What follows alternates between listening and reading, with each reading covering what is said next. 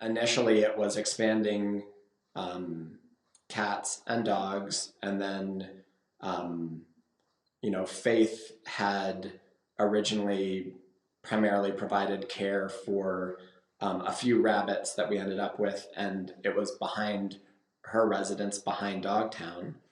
And we saw that we needed more than that, so we built a rabbit facility.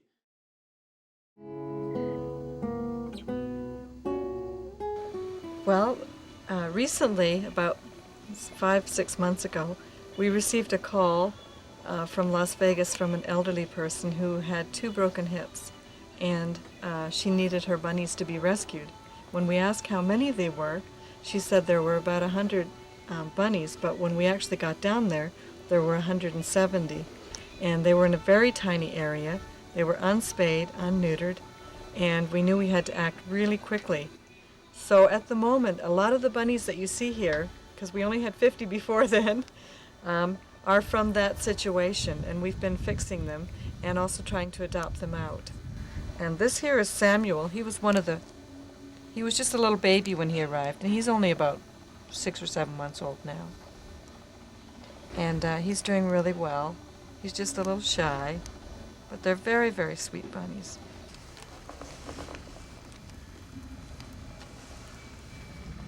We've adopted out about, I think it's about 30 to 35 rabbits from this group so far, both here in Las Vegas and in Salt Lake. I know, it's so funny. First thing in the morning, bunnies are so quiet. That's one of the things that's amazing about them. First thing in the morning, you come and you give them all food, and you just hear all these mouths munching away at their pellets. And that's the only sound you can hear, is all these munch, munch, munch. Sharon had been involved in helping rescue and care for birds that were brought to us that were injured. And so we gradually built out a feathered friends area, which included all feathered friends at the time, but grew to become parrot garden and wild friends. Everything that we did in terms of how we looked at how a building should be, or what kind of staffing we needed, or what kind of medical care we wanted, the driving force behind that is, what do our animals need?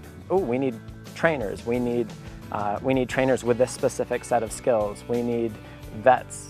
We need vets with these skills. We need medical facilities. But it was all driven by wanting to do what was right for the cats and dogs in our care, and rabbits and birds and horses and goats and sheep, and as it sort of grew one at a time and sometimes 10 at a time. We would sort of leapfrog things. We were blessed to not know what we didn't know, and why we should have been talking ourselves out of things instead of into it. And that was kind of exciting. It was a lot of hard work. It was definitely, a little nerve-wracking at times when you have a lot of lives that are beholden to your work, and you're not sure if you're going to make ends meet, or you could get sick, but there's not somebody who's going to cover your day off, and those kind of things. But with that, there was a genuine pride of accomplishments.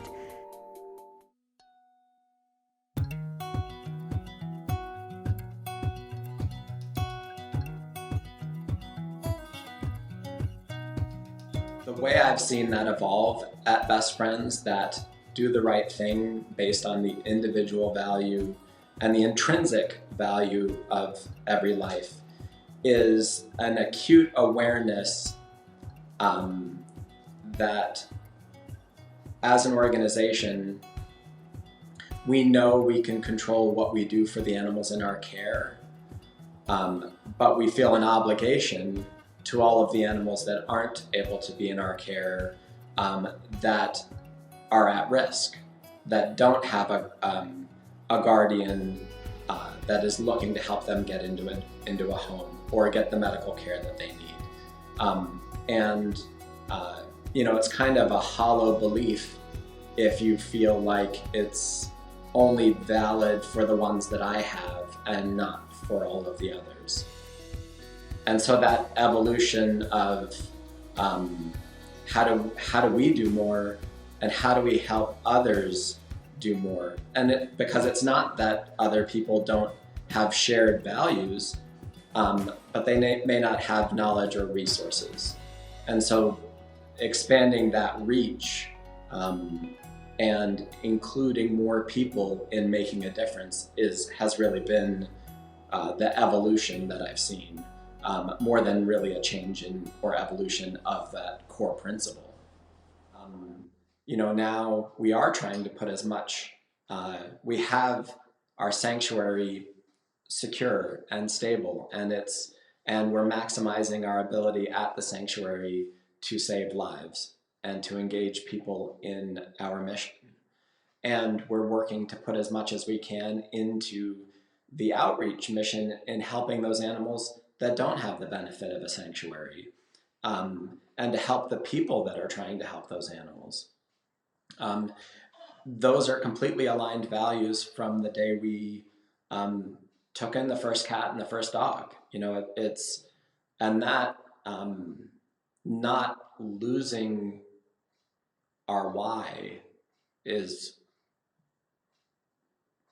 why I'm able to continue to care and contribute and feel a commitment